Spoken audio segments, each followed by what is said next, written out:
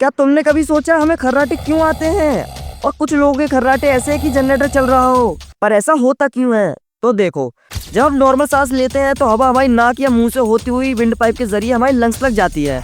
अब होता क्या है, जब हम जगे होते हैं तो हमारे शरीर का हर एक पार्ट एक्टिव होता है, लेकिन जब हम सो रहे होते हैं तो मसल्स रिलैक्स हो जाते हैं, जिसकी वजह से गले के मसल्स भी रिलैक्स होंगे, जिस वजह से जहाँ से हवा जाती है वो जगह सिकुड़ जाएगी।